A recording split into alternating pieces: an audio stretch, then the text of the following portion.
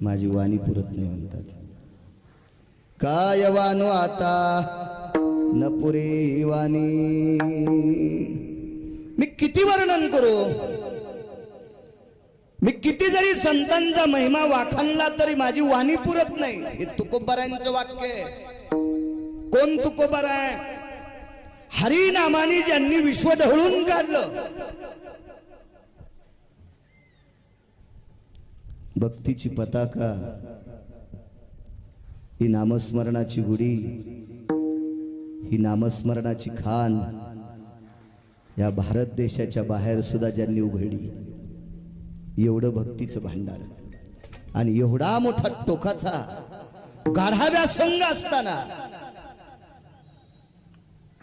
तरी पण तुकोबाराय म्हणतात संतांची महती वर्णन करत असताना माझी वाणी पुरत नाही. गिरगावकर किती पिटला हाती. काय वर्णन करणारे मी संतांची महती. तुकोबाराय म्हणतात माझी वाणी पुरत नाही. याच्याकरता मी एकच ठरवलंय, मस्तक चरणी ठेवी तसे.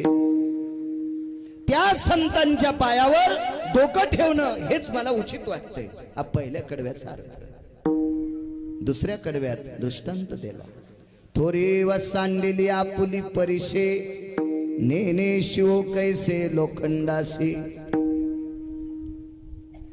परिसा लोखंडाला चिटकल्याच्या नंतर त्या लोखंडाचं सोनं करतो. ही परिसातली ताकद आहे. पण परिसा असं कधीच म्हणत नाही की मी लोखंडाला चिटकल्याच्या नंतर सोनं होतंय म्हणून त्या लोखंडाच्या मी जवळ जाणार नाही. थोरी व सांडलेली आपुली परिसे. थोरीव म्हणजे मोठेपण. परिसानं आपलं मोठेपण फेकून दिलं आणि लोखंडाला जाऊन चिटकलं आणि त्याचं सोनं केलं. तशी संतांची व्याप्ती आहे.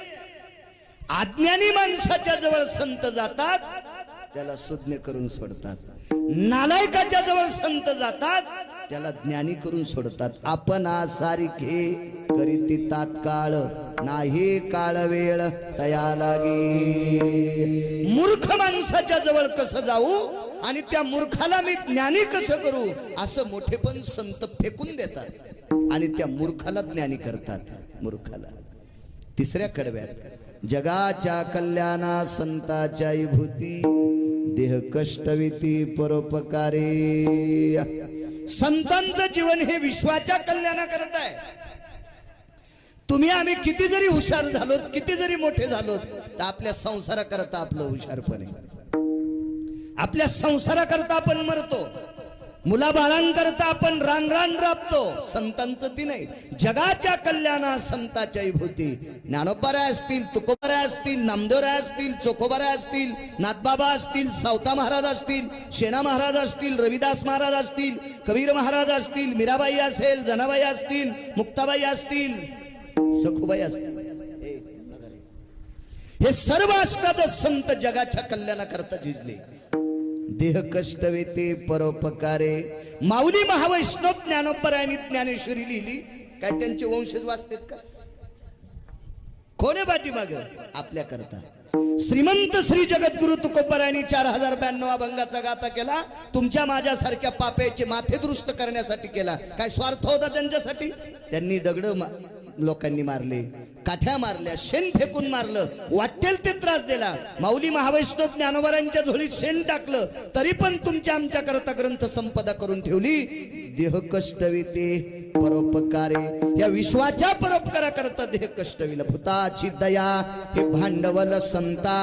भांडवल म्हणजे संपत्ती. आपली संपत्ती काय योगेश? इटाच्या भट्ट्या किती काढायच्या? तेव्हा नाही आणत मी बी त्यातलाच. जमिनी किती घ्यायच्या, ऊस किती लावायचा, उत्पन्न किती काढायचं, बंगले किती बांधायचे, किती प्रॉपर्टी वाढवायची, हे आपलं भांडवल. संतांची श्रीमंती माहिती.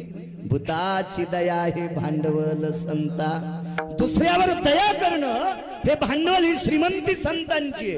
आपुली ममता नाही देही. स्वतःच्या देहावर एक तिळ मात्र महत्ता नाही. मला तर घाम यायला सुरुवात झाली की कूलर आलं. त्यांनी डोंगरात भजन केले, वाघिणी शिविनी जनलेल्या. कधी कधी 2-2, 4-4 दिवस भाकरीचा कण खाण्यासाठी नाही, अशा ठिकाणी देहावरची सगळी ममता फेकून दिली आणि तुमच्या आमच्या करता ग्रंथ संपदा केली. आपुली ममता नाही देही. शेवटच्या कडव्यात तुका म्हणे सुख पराविया सुखे, अमृत हे मुखे स्रवतसे. कशात सुखे संतांचं? आपल्या सुखात आणि संतांच्या सुखात मानण्यात फार मोठा फरक आहे. आपला मुलगा नोकरीला लागला की आपल्याला सुख वाटतं. आपल्या मुलांना 10-5 हजार रुपये घरी आणले, ते चोरून का आणीन, पण आपल्याला ते सुख वाटतंय. तसं नाही संतांचं. दुसऱ्याच्या मुलानं श्रीमंती कमवली की आपल्या पोटात डब्बा उठतो. एखाद्याने बंगला बांधला की आपल्या पोटात डब्बा उठतो. संतांचं तसं नाही. तो का म्हणे सुख पराविया सुखी. हे विश्व सुखी असलं की संत सुखी होतात, संत सुखी असतात. हे साधा सोपा सरळ अभंगाचा अर्थ झालं. कीर्तन विठ्ठल.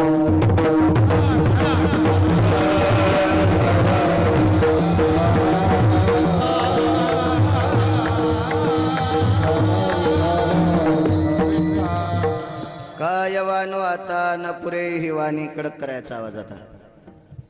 मस्तक चरणी ठेवी तसे. मोठ्या श्रद्धेने मोठ्या अट्टहासाने चालत असलेला अखंड हरिनाम सप्ताह ज्ञानदान अन्नदान सोहळा. अशा परम पावन ज्ञानदान अन्नदान सोहळ्यामध्ये माझ्यासारख्या अल्पज्ञानी व्यक्तीचा आजचा सेवेचा योग आहे. सेवा नाही म्हणता येणार.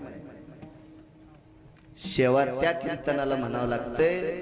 हार सुद्धा घ्यायचा नाही, बुक्का सुद्धा घ्यायचा नाही, नारळ सुद्धा घ्यायचं नाही. त्याचं नाव शेवा. पाकिट घेणारा जर शेवा म्हणत असेल तर तो नालायक आहे. विठाला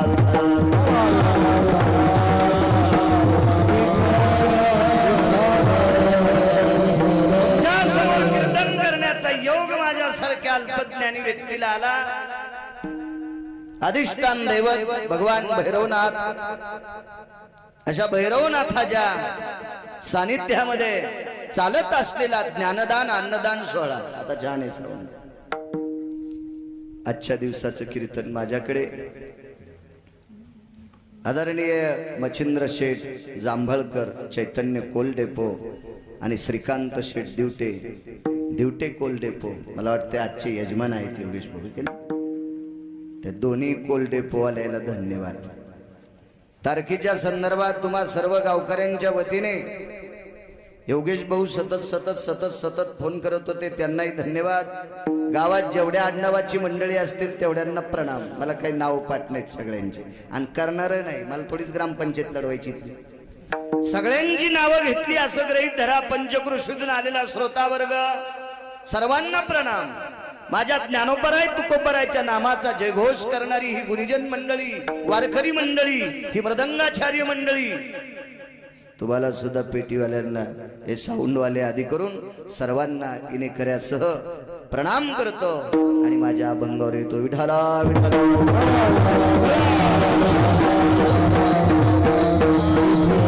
असं का म्हणतात की तुकोबराय संतांची महती वर्णन करत असताना माझी वाणी पुरत नाही? असं काय संतांकडे की ज्यार ते तुकोबाराय म्हणतात माझी वाणी पुरत नाही? तुकोबारायांची वाणी किती पवित्र होती. ज्या वाणीनं विटेवरच्या मालकाचं भजन केलं ती वाणी इतकी पवित्र झाली, इतकी पवित्र झाली, ते शरीर इतकं पवित्र होतं की त्या व्यक्तीचं नाव घेतल्याच्या नंतर यमाचं धोतर फाटत होतं.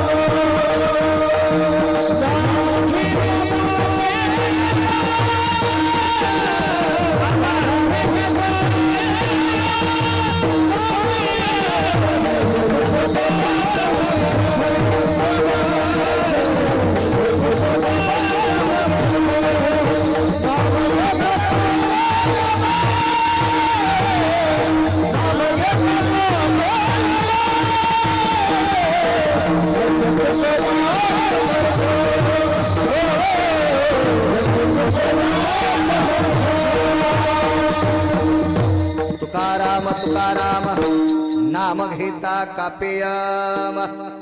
श्रीमंत श्री जगद्गुरु तुकोबारायचं नाव घेतल्याच्या नंतर यमाचं धोतर सुटत आहे. ही ज्यांच्या नावात ताकद आहे त्या तुकोबारायांचा अधिकार किती मोठा असेल. नुसतं धोतर फाटत नव्हतं यमड्याचं. काळ गुलाम सलाम तुकया घरी राबतशे. तुम्हा मला खाणारा यम तुकोबारायच्या घरी काम करीत होता, काम करीत होता काम. काय व्याप्ती असेल तुकोबारायांची. तुम्ही आम्ही सगळी मोक्षासाठी बेजार आहे आणि मोक्ष तुकोबारायच्या घरचे भांडे घासीत होता.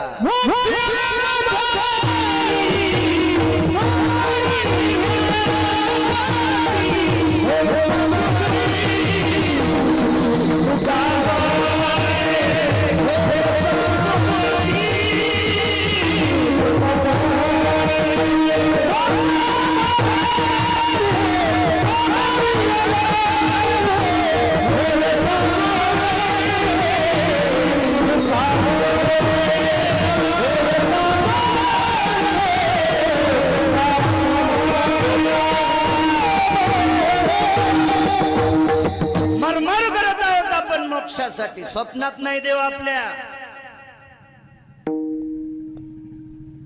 आयुष्य गेलं कीर्तन करता करता अजून स्वप्न नाही देवाचं. जटावळल्या काही कायच्या जमिनीवर जटा लोंबायल्यात, नखाच्या चुंबली झाल्या, अजून स्वप्न नाही देवाचं. तर मोक्ष कवा पदरात पडल. आणि मोक्ष तुकोबारायच्या घरी खरकट काढू लागला. भांडे घाशीत होता. होय सांगू आईशी तुका म्हणे मोक्ष त्यांच्या घरचा दास नौकर आहे. मग एवढी व्याप्ती तुकोबारायची तरी पण तुकोबाराय म्हणतात संतांचं वर्णन करत असताना माझी वाणी पुरत नाही. असं काय असेल संतांकडं, काय व्याप्ती असेल संतांची, काय दिव्यता असेल संतांची की जेणेकरून तुकोबाराय म्हणतात की माझी वाणी पुरत नाही. निश्चित संतांचा अधिकार मोठा असावा. काय ठोके संतांचं. जी गोष्ट देव करत नाही ती संत करतात. 7व्या अवतारात एका नालायकानं जगाच्या मालकिनीचं हरण केलं.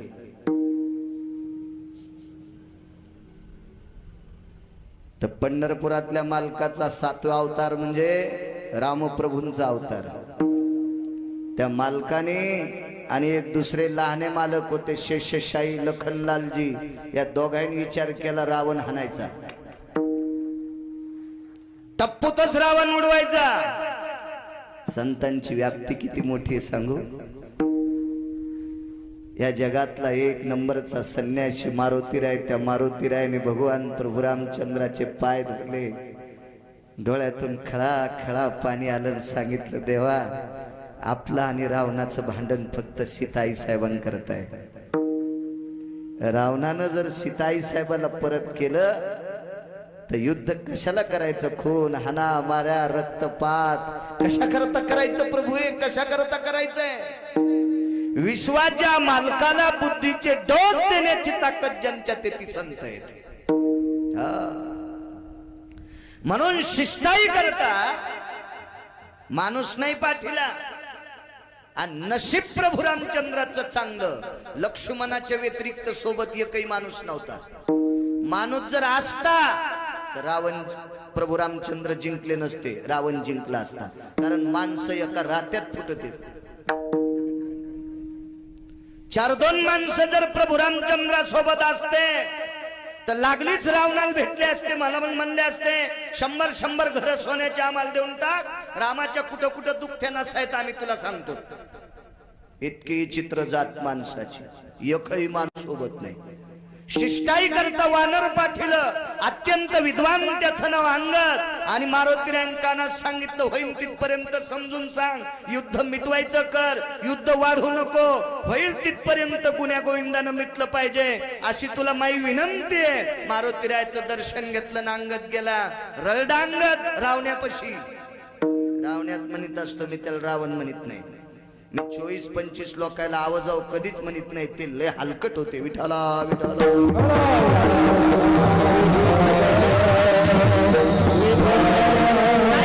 नाही ऐकलं. आणि मग मारुतीरायाने सांगितलं, प्रभू आम्ही प्रयत्न केला, तुम्ही तुमचं ठरवा. मारुतीरायाने सांगितलं, प्रभू करता तुमचा एखादा प्रयत्न, येईल का तासावर रावण? मालकांनी प्रयत्न केला, संतांनी प्रयत्न केल्यावर रावणापेक्षा गुंड नीट झाली. काय व्याप्ती संतांची, काय टोक आहे संतांचं. रावणापेक्षा कितीतरी पाप करणारा एक व्यक्ती होता, त्याचं नाव होतं वाल्या. अगोदरच नाव सांगतोय, नंतर त्या व्यक्तीला महर्षी वाल्मिक म्हणतात, हा भाग सोडून द्या. पण अगोदरच नाव आहे वाल्या. वाल्याची बायको सुद्धा आवजाऊ बोलत नव्हती, कारण वागतच इतका चित्र होता. वाल्याने किती माणसं मारलेत कोण्याही पुराणात आतापर्यंत आकडा लिहिलेला नाही. म्हणून या महाराष्ट्रातल्या कोण्याच रामायण सांगणाऱ्याने हिचकायचं नाही, इतके माणसं मारलेत म्हणून. आणि कोणी जर आकडा सांगत असेल तर त्याला महानंबर देऊन टाका. विठाला विठाला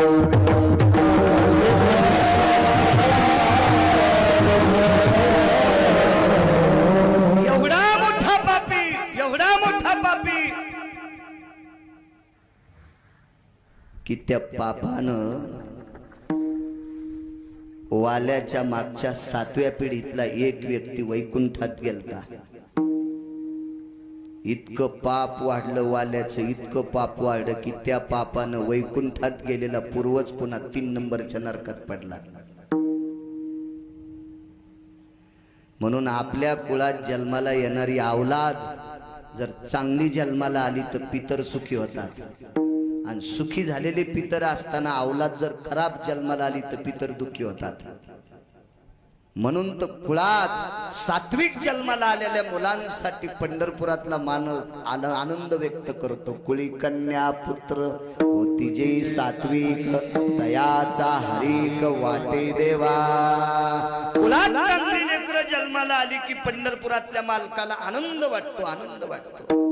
एवढा हलकट वाल्या, इतका हलकट वाल्या, मागच्या 7व्या पिढीतला एक व्यक्ती 3ऱ्या क्रमांकाच्या अधपातात पडला. तिथून पितर शाप देत होते, शाप. किती नालायक आमच्या कुळात थुकत होते, पितृलोकातून थुकत होते. इतका वाल्या चित्र. त्या वाल्याचा महर्षी वाल्मिक झाले. किती मोठं टोक गाठलं सांगू तुम्हाला. पंढरपुरातला मालक 7व्या अवतारात वाल्मिकानं जसं लिहिलंय तसंच वागला. हायकार पुरावा.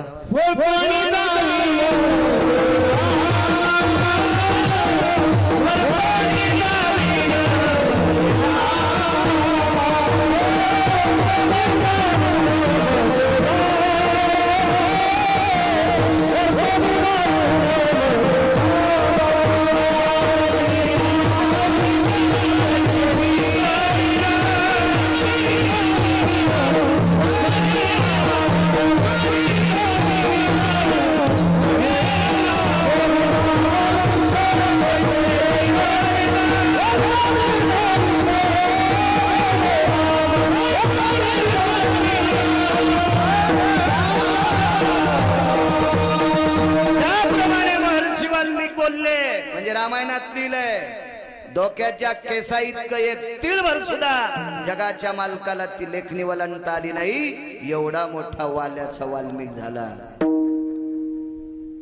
तुम्हा आम्हाला शंका आली असेल, नवल नाही. ज्यानं तुम्हा आम्हाला जन्माला घातलंय तो विधाता सत्यलोकाचा मालक ब्रह्मदेव, त्याला शंका आली मी थोडस पाप केलं तर मग मंदिर जगात नाही. आणि यानं इतके माणसं मारले, किती माणसं मारले त्याची. आणि पुन्हा वाल्यानं गरीब माणसं मारलेत नाही. योगेश, गरीब माणसं मारल्यावर पैसे असतात का त्याच्याकडे? ज्याच्याकडे जास्त पैसे असे माणसं, ज्या महाराजाकडे भरपूर पैसे असेच महाराज आणले. कमी पैशावाले महाराज मारून काय भेटन त्याला? इतकी माणसं मारली तरी हा महर्षी कसा झाला? म्हणून सत्य लोकाचा मालक वाल्मिकांच्या आश्रमावर काय वानू आता न पुरे वाणी, असं काय संतांकडं की ज्यांचं वर्णन करत असताना वाणी टेकते, पुरत नाही वाणी. वाल्मिकाच्या आश्रमावर आल्याबरोबर विद्यार्थी खेळत होते. महर्षी वाल्मिकांचे विद्यार्थी होते. पाहिलं विद्यार्थ्यांनी, पहिल्यांदाच पाहिलं 4 तोंडाचं ना 8 डोळ्याचं माणूस. कोण आपण? मी विधाता आहे. वसंती सत्या स्थितो अधिष्ठिता ममे वस्तित नामा विधान विधाता. मी सत्य लोकाचा मालक विधाता आहे. वसंती सत्यम भयंती ताना वास भवाति नवानि जायो ब्रह्मा सत्यम वा ब्रह्मा सत्यम वा अक्षो वेदाश्रम शिरसा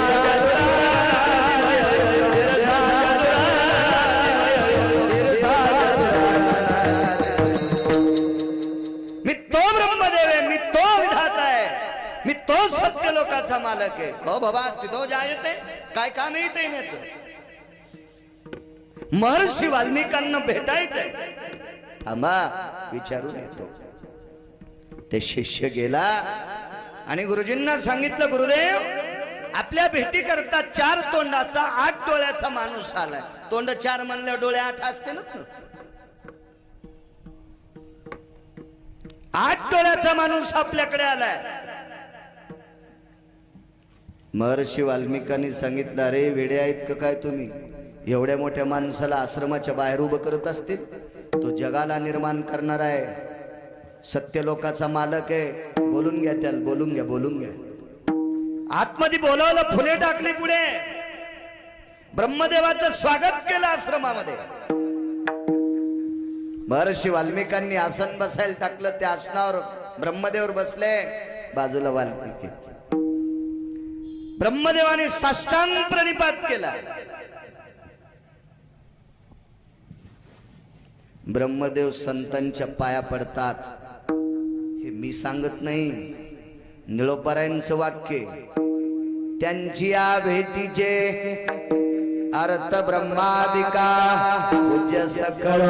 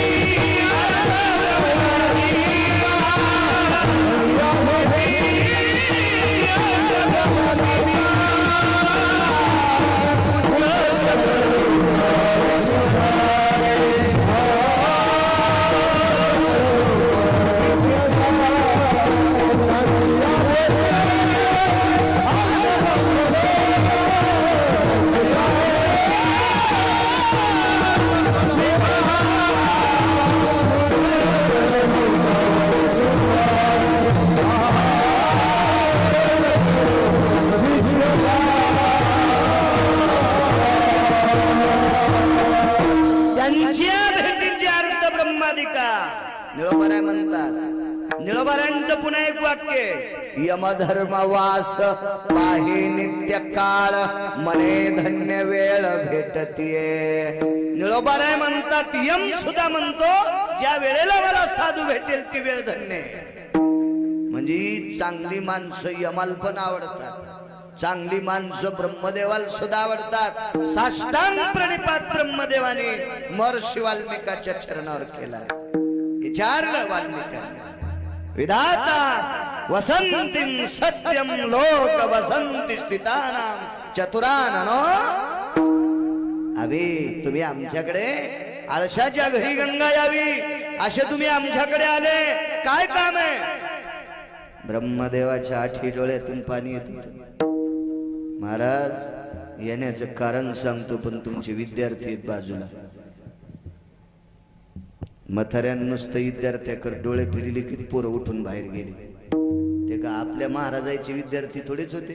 महाराजाला काजू आणले की तेच हाणतील. असे विद्यार्थी होते का ते? डोळ्यान पाहिल्याबरोबर पटापट उठून गेले. आणि मग विचारलं, महर्षी एक विचारू, तुम्ही माणसं किती मारले? ते म्हणजे मला नाही सांगता येणार.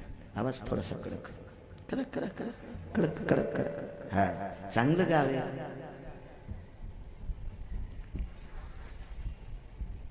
नाही सांगताय. पाप किती झालं? तर महर्षी वाल्मिकांनी सांगितलं, पाप मोजायचं तराजू तुमच्याकडे, तुम्हाला कळलं नाही का मग किती पाप आहे? ब्रह्मदेव म्हणले, मी 4 तराजू वापरले, तराजूच मोडून गेले. तुमचं पाप मोजता मोजता तराजूच मोडे. तुल्याम पापा यमधर्मास्तिजायते ब्रह्मकन्या यज्जायते लिखानाम तुच्छस्थितो. तुम्ही केलेलं पाप सरस्वतीला लिहिता आलं नाही. तुम्ही केलेलं पाप मी केलेलं तराजूत मोजता आलं नाही. इतकं पाप आहे. महर्षी म्हणले, मला कशाला विचारता किती माणसं मारली? मी विचारण्याचं कारण वेगळं, राग येऊ देऊ नका तुम्हाला. मी थोडस पाप केलं तर मग जगात मंदिर नाही, फक्त पुष्करला झालंय. फक्त पुष्करला मंदिर आहे ब्रह्मदेवाचं, कुठंच नाही. ते बी का झालंय ते नामदेवरायाच्या एका दुसऱ्या अभंगात वर्णन. पण तुम्ही एवढी माणसं मारली तरी पंढरपुरातला मालक तुमच्या लेखणीत वागतो. तुम्हाला वाल्याचे महर्षी वाल्मिक म्हणतात लोक. ही कृपा कोणाची? ही काय साधन आहे? काय केलं तुम्ही? तर महर्षी वाल्मिकांनी सांगितलं, ब्रह्मदेवा मागच्या पर्णकुटीत चला. तर मागच्या पर्णकुटीमध्ये व्याघ्रांबर होतं. व्याघ्रांबरावर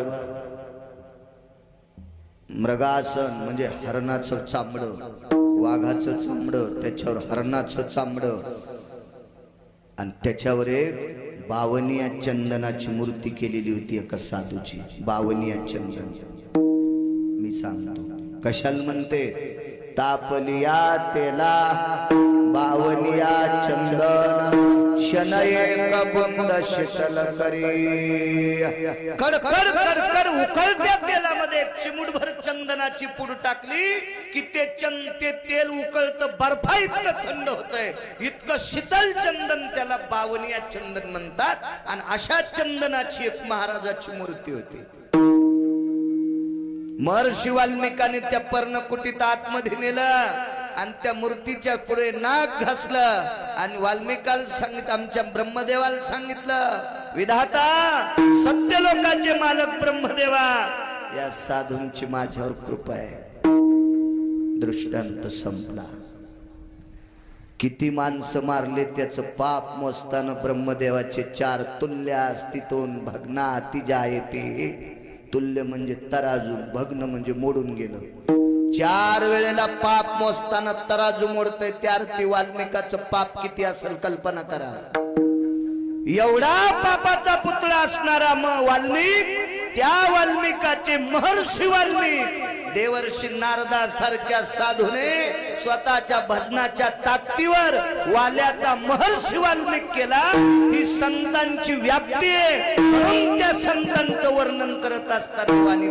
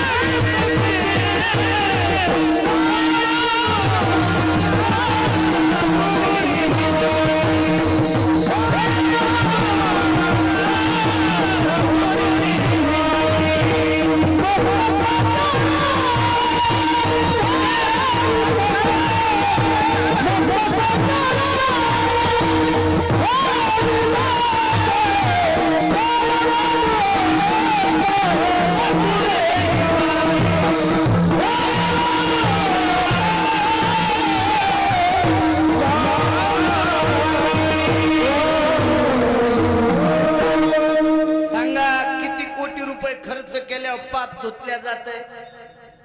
तुम्ही आम्ही किती प्रयत्न केल्यावर वाल्याचा वाल्मिक झाला असता अद्याप नाही. ही फक्त संतांची ताकद आहे. म्हणून काय वानू आता न पुरे ही वाणी, ही व्याप्ती आहे संतांची.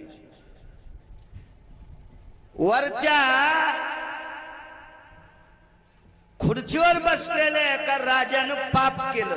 उदाहरण क्रमांक 2. 2 लोकांच्या पापानं देशावर संकट येत असतंय. एक राजा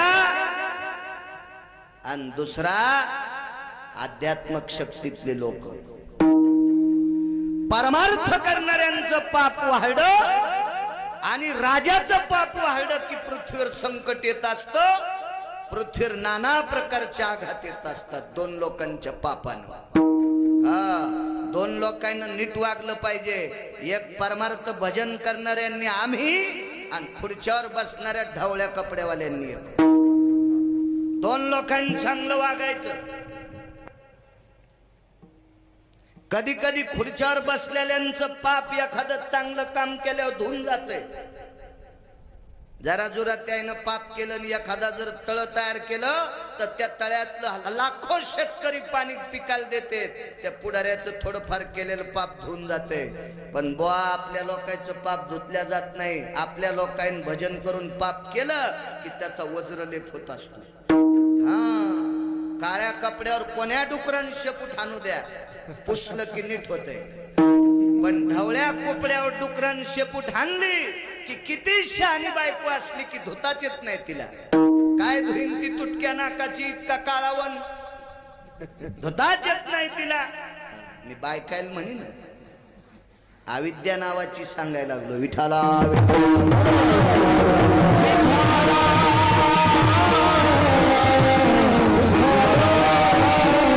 संप्रदायातल्या माणसांनी नीट वागायला पाहिजे. एखाद्या राजकारण्याने जर एखादा रोड केला, देवदाई ठणून तुमच्या अलीकडच्या कोपऱ्यापर्यंत रोड इतका खास आहे. वा है की नाही योगेश? फारच सुंदर, फारच सुंदर. बैलगाडीमध्ये जर एखादी बाळंतपणाच्या प्रसंगातली माऊली नेली तर रस्त्यानंच बाळंतीन होईल. इतका सुंदर रोड आहे तो. रोड जर एखाद्या पुढाऱ्यानं मंजूर करून केला ना, एखाद्या राजकारण्यानं तो रोड केला ना, तर हजारो सत्य केल्याचं पुण्य त्या राजकारण्याला प्राप्त होईल. हजारो सत्य. तुम्हाला सांगतो या लोकांना स्वतःच पाप धुण्याची ताकद आहे राजकारण्यात. पण आपल्याला अनुतापाशिवाय आपलं पाप संपत नाही. हा परमार्थिकाला पुरा तंबी अशी तंबी अद्याप नाही. माफीच नाही परमार्थिकाला पाप केलं की. लय लोक आदर करते सांप्रदायिकाचा. नारळ, नारळाच्या खाली एका कागदात काहीतरी देतेत वाटते. ते कागद उडून जाऊ नये म्हणून त्याच्यावर नारळ ठेवतेत कीर्तन करायला देताना. मग त्याला पुन्हा काय जेवायचं म्हणून विचारते. 4दा फोन केला योगेशनं. इतकी लोक लेकरापेक्षा जीव लावतेत. नीट मरावून गिरगावकरांना आमच्यावर घेतल्यावर यायची खसखस पिकत. पण समजून घ्या तुम्हाला राग येईल म्हणून मयाव घेतलंय. विठाला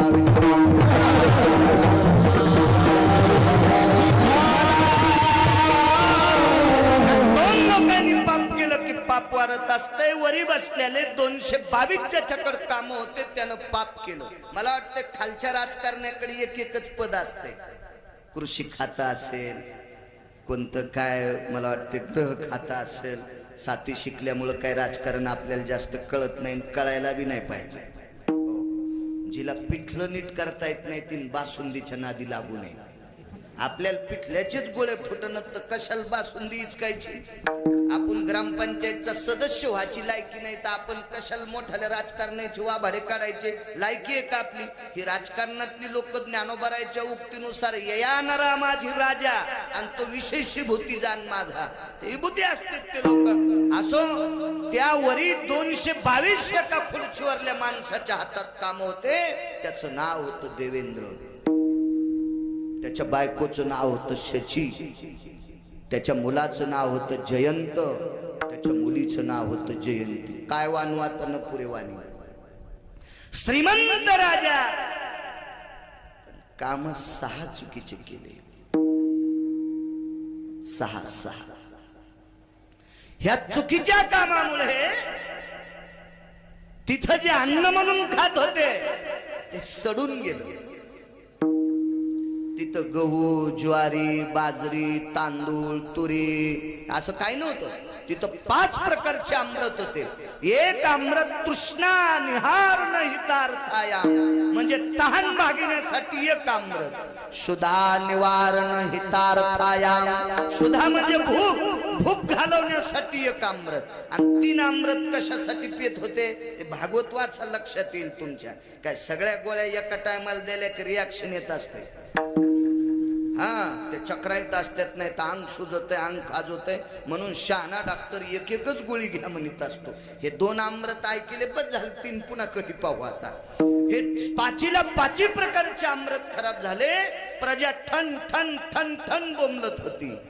अमरपुरी भयो दिनत्रया भोक्तम निहाय हितायच सुदाल जनयाम जठरानो सुदाल जनयाम जठरानो प्रभुताम वसभय जायते प्रभुताम वसभय जायते पेशाम सकल भय व्याप्तेन विनो भयाति भंगजनो कृतजन संगति सदय कृतजन संगति सदय कृतजन संगति सदय. हे 5 प्रकारचं अमृत खराब झाल्यामुळे ठन ठन ठन ठन प्रजा बोंबलत होती. काय खावं राजा, काय प्यावं राजा, काय खावं राजा, हैराण हैराण राजा. हे अमृत शुद्ध होण्यासाठी त्या राजाने दिव्य असे विद्वान आमचे लोक बोलवले. विद्वान ज्यांची जीभ केळीच्या पानासारखी पातळ होती, ज्यांच्या जिभेचं टोक सुईच्या आणि सारखं टोकदार होतं. पाणिनीचे सुक्त म्हणत असताना वाहत्या घोड नदीचं पाणी थांबत होतं. इतके गोड स्वर म्हणणारी माणसं अशी तिथं यज्ञाकरता आणली. यज्ञ इतका मोठा केला की तुमच्या लहानशा वड्याला 2-2.5 महिने जितकं पाणी वाहतंय तितकं तूप टाकलं यज्ञात, पण अमृत शुद्ध नाही झालं. काय वानवातन पुरेवाणी, काय ख्याती संतांची. नाही झालं अमृत शुद्ध. वाटेल ते प्रयत्न केले. सगळ्या 33 कोटी देवांचे गुरुवर्य बृहस्पती महाराज हे सुद्धा हैराण झाले. योगी, जपी, तपी, संन्यासी, अनुरागी सगळी माणसं आमंत्रित केले त्या परिघ्याच्यातले. काही उपाय नाही. शेवटी एक 6व्या क्रमांकाचा संन्यासी आला. मगाशी चरित्र सांगितलं त्या संन्याशाचं, देवर्षी नारद असा 6व्या क्रमांकाचा महान नामधारक भजनानंदी संन्यासी आला. आणि त्या संन्याशानं 33 कोटी देवांचा राजा देवेंद्र इंद्र त्याच्या कानात एक सुखवार्ता सांगितली. राजा, हे अमृत जर शुद्ध करायचं असेल तर पंढरपूर नावाचं गाव आहे, त्या गावाच्या बाजूला मंगळवेढा नावाचं गाव आहे. आणि त्या मंगळवेढ्यामध्ये एक निष्ठावंत वारकरी आहे. त्या वारकऱ्याच्या घरी गेलं की अमृत शुद्ध होतंय. पण परिस्थिती सांगू का तुम्हाला, या काळात पैसा कोणाकडे जास्त आहे, लोक त्याच्या पुढे वाकत आहेत.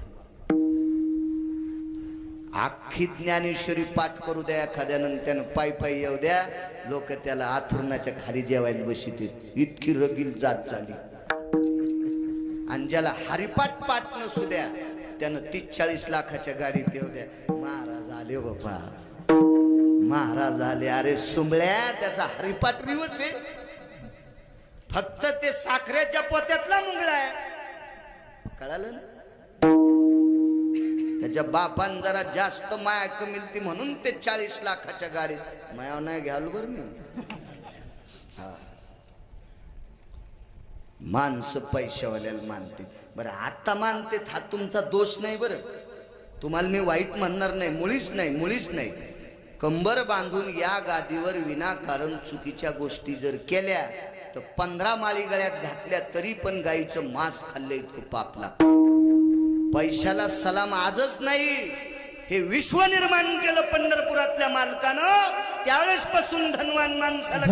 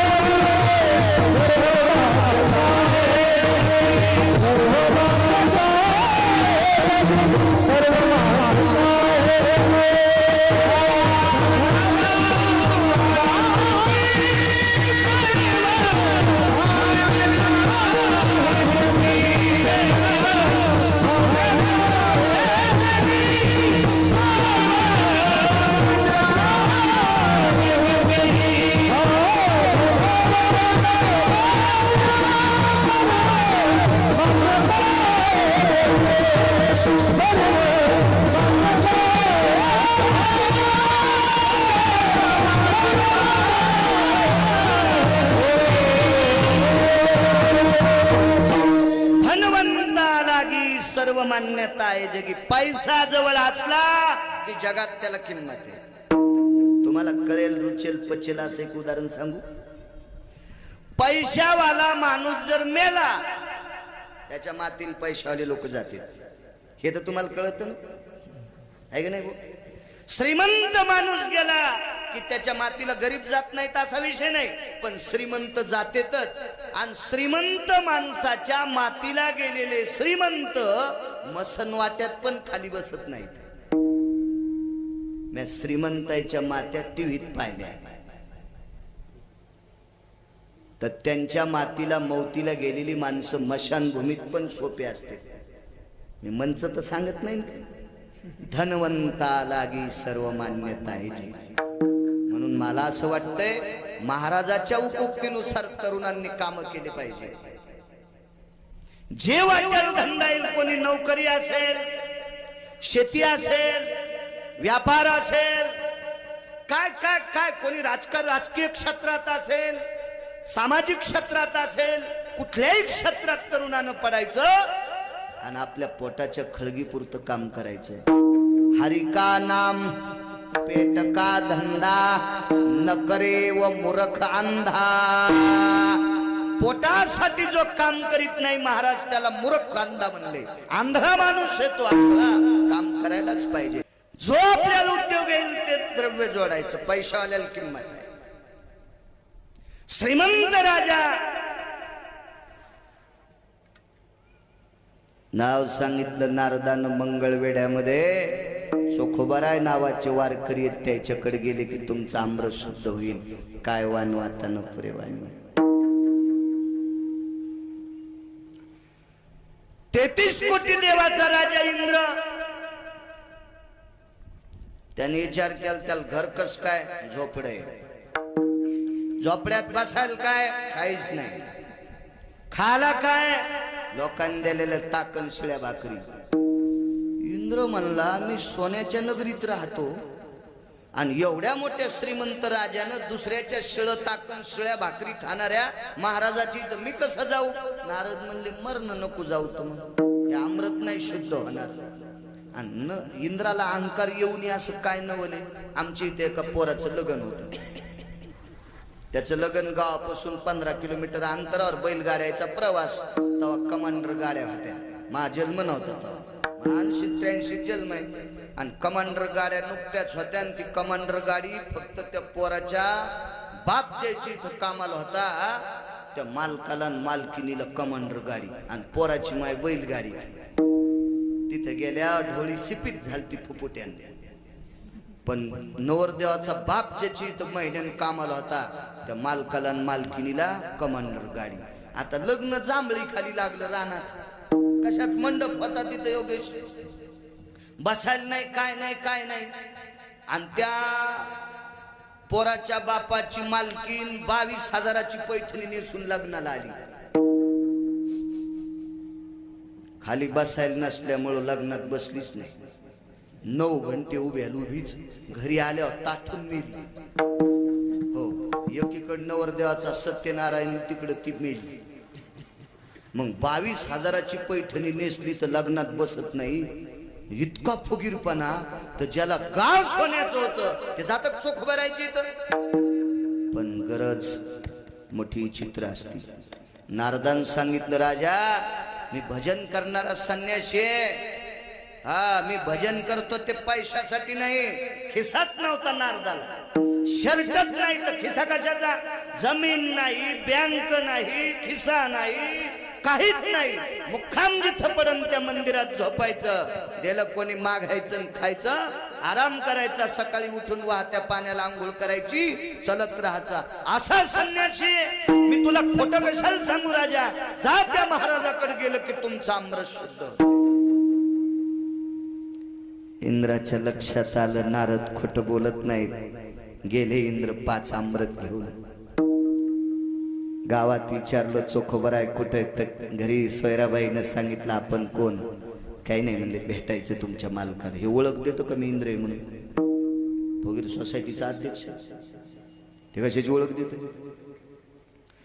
बाई कुठे चोखोबर आहे. मी चोखोबर आहे म्हणायलो. बरं तो राय नव्हता म्हणला. मी नाही म्हणत. चोखोबर आहे लय मोठी संत आहे, फार मोठी संत राजो. कुळात कोण्या जन्माला आले याचा विचार नाही करायचा. त्यांचा अधिकार किती मोठा होता हा तपासा. वारकरी संप्रदायात जातील किंमत नाही, आचरणाला किंमत आहे. तुम्ही आम्ही कोणी जातीला चांगलं म्हणत असताल. एखाद्या चांगल्या जातीत जन्माला आला आणि बिन पाण्याची पेत असेल तर त्याला पवित्र कस का म्हणायचं रूम न्याल. हा तुका म्हणे नाही जाती सवे काम ज्याचे मुखी नाम तोची धन्य. यातायाती धर्म नाही विष्णुदासा निर्णय तो आईसा वेदशास्त्री. शास्त्रामध्ये जातील किंमत नाही, आचरणाला किंमत आहे. कोण्याही जातीतला महाराज असू द्या, आपली बायको सोडून जर यांना माय म्हणत असेल तर त्याच्या पाया पडायचं. त्याच्या पाया पडल्यावर आपलं पाप संपत असते. कोण्याही कुळात जन्माला येऊ द्या आणि त्याच्या पोटात जर वासनेचा डब्बा उठत असेल आणि त्याच्या तुम्ही पाय पडत असेल तर त्यानं केलेलं पाप पाया पडणाऱ्याच्या बोकांडीवर पडत असते. विठ्ठला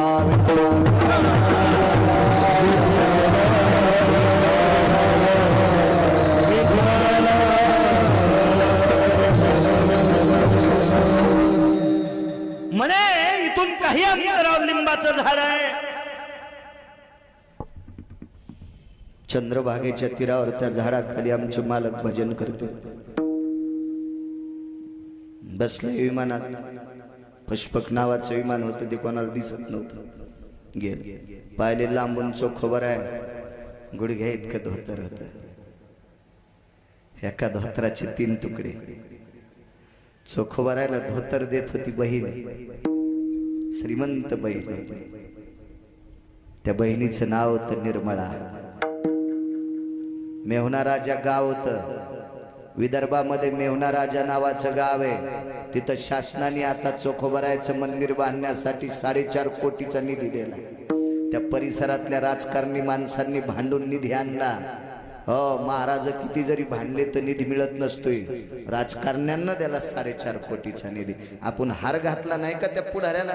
तर ते म्हणले महाराज तुम्ही परभणी जिल्ह्यातले, आम्ही विदर्भातले, तुम्ही हार कस काय घातला. म्हणलं दादा तुम्ही भांडल्यामुळे आमच्या चोखोबरायचं मंदिर होतंय. तुमची कृपा आहे, तुमची कृपा आहे. हार घातला मी त्यांना. श्रीमंत बहीण नाना चोखोबरायला झोपडवत राहिला. पण चोखोबरायच्या बहिणीच्या बैलगाडीला सोन्याच्या शिवळा होत्या. टकल्या सोन्याच्या शिवळा होत्या. काय श्रीमंती असेल. दिपवळीत बहीण आली. भावाला म्हणायची दादा हे मी आणलेला धोतर जोडा राखी समजून सब घेत जाय. चोखोबराय म्हणायची ताई बहिणीच्या घरचं भावान घेत जाऊ नये. नाही म्हणे दादा ही राखी समजून घेत जाय. भाऊबीजीला राखी पौर्णिमेला. तर लोकांचं काम करत असताना नागमणीचे धोत्र होते ते फाटायचे योगेश. म्हणून 2 धोत्राचे 6 धोत्र करायचे आणि फक्त गुडघे इतकत नेसायचं. अंगात निमस्ती नाही काय नाही. कुठं जर लांब गेले तर निमस्ती घालायची. निमस्ती कळायची नाही जीनच्या पॅन्टीवाल्याला. बनेन त्या काळातली बनेन. 2-4 हाताचं खराब झालेलं कपडा पांढरा पागुट म्हणून बांधायचे. वातावरणाच्या तडाख्यानं काळबुंद झालेलं शरीर, हातामध्ये चिपळी, आणि भजन करीत होते. चोखोबर आहे भजन. पकवाद नाही बुवा, पेटी नाही, विना नाही, कोणी म्हणायला नाही महाराज माग, एकटाच महात्मा भजन करायचा. इंद्राने विचार केला, एकटं भजन करत आहे आणि अमृत कसं शुद्ध करीत. पण नारदाने सांगितलंय, विश्वास तो करे स्वामीवरे सत्ता. विश्वास ठेवावा लागेल एका संन्याशाच्या शब्दात. हा, आणि ज्या लिंबाच्या झाडाखाली चोखोबराय भजन करत होते, त्याच लिंबाच्या फांदीवर देवेंद्र बसला. खाली बसायला पाहिजे, वरी बसला. 2-3 मिनिटं भजन ऐकलं आणि एका अमृताच्या कलशावरचं झाकण काढलं. तर पियुषान गंधेषु माल्यां भवाम सुगंधी प्रविष्टता नैवं गांजा कसम लिखितम. हे काय गांजा फुक्यान लिहिलंय का? हजारो फुलाचा सुगंध त्या अमृतातून बाहेर पडला. फटाफट 4 उघडले, एक उघडच नाही. नाचतच इंद्रवरी गेला. प्यार म्हणे अमृत, प्यार. अमृत शुद्ध करून आणलं. पण परिणाम काय झाला बुवा? जे अमृत पाणी म्हणून पित होते का, तेच अमृत खराब राहिला. 4 अमृत शुद्ध झाले. तृष्णा जायते निहान हितार्थायाम यतम कटत्वाम पिशा. ते मात्र कडवट राहिलं, ते घाणेरडं राहिलं. नारदाला बोलून घेतलं. काव म्हणे, त्या महाराजांनी 4 अमृत शुद्ध केले आणि 1 अमृत केलंच नाही. नारद म्हणले, जरा हळून बोला देवेंद्र, तुम्ही काय काय केलं? काय नाही म्हणे, ते महाराज झाडाखाली भजन करीत होतो, मी फांदीवर बसलो. वाक्य ऐकत असताना नारदाचे डोळे नाही रडले, काळीज रडत होत. काळीज. राजा, अरे राजा, तो सामान्य महात्मा नाही. या महाराष्ट्राच्या मातीत किती जरी कीर्तनकार असतील, तर त्यांना बुक्का लावण्यासाठी आणि हार घालण्यासाठी माणसं जातात. माणसं ते एकटे भजन करतात रे राजा, पण त्या महात्म्याला बुक्का लावण्यासाठी जगाचा बाप जातो. इतका मोठा महाराज येतो, आणि तू वरी फांदीवर बसला. खाली बसता नाही आलं तुला. चुकलं नारद. पुन्हा काय केलं? काहीच नाही. 2च मिनिटं भजन ऐकलं, कलश उघडून पाहिले, सुगंध आला, वापस आलो. पाया पडला नाही. इंद्रा, वापस जाऊन जोपर्यंत पाय पडत नाहीस तोपर्यंत अमृत शुद्ध होत नाही. उपकाराची फेड उपकारान करा. अतिवृष्टी झाली,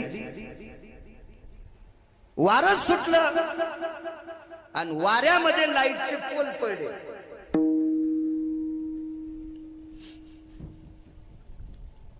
दापाच खेड्यामध्ये अंधार. सगळी लोक महसूलला तालुक्याच ठिकाणी गेले. सांगितलं आम्ही दळणं कसे दळायचे, गिरण्या बंद होता, मोठारी बंद, काय कशी उपजीविका करायची, तात्काळ लाईनची व्यवस्था करा. इतक्या लवकर पोलू बेवत नाही. म्हणून महसूल खात्यानं काही इंजिनियर नेमले इलेक्ट्रिक मधले, आणि त्यांना सांगितलं, हे रस्त्यानं मोठा हायवे जातोय, इतक्या पुरती तुम्ही अंडरग्राऊंड लाईन करा. खालून. अंडरग्राऊंड म्हणजे खालूनच ना. मी 7वी शिकलो, पण तुमचं ऐकून ऐकून काही काही इंग्रजी शब्द यायले. 4-5 इंजिनियर नेमले.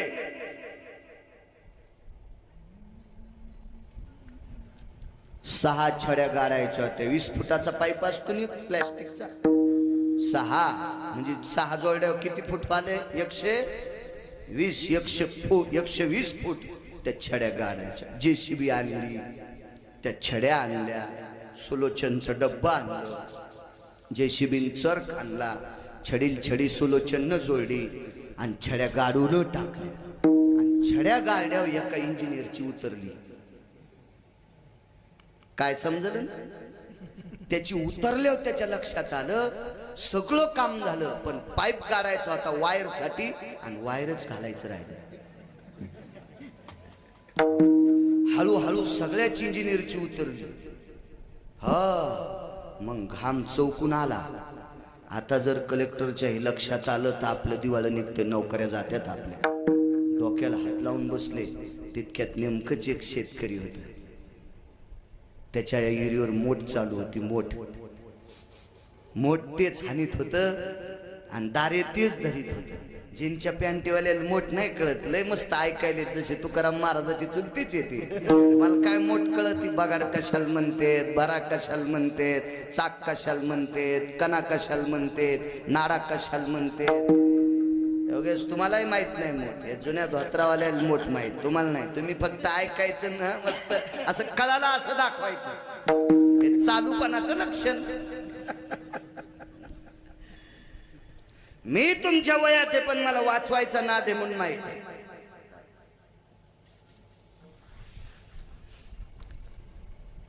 त्या शेतकऱ्यानं मोठ बंद केली, बैलाला चारा टाकला, खोरं ठुलं, जांभळी खाली जेवायला आला आणि तितक्यात पाहिले काय माय चॉकलेट. राम कृष्ण हरी भागवत धंदा झाला ना.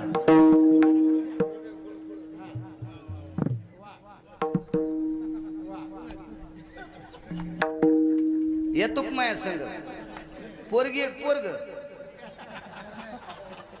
ए अरे इकडे ए इकडे बाप्पा काय नशिबाने हे आमदार होतं का नाही मोठं झाल्यावर.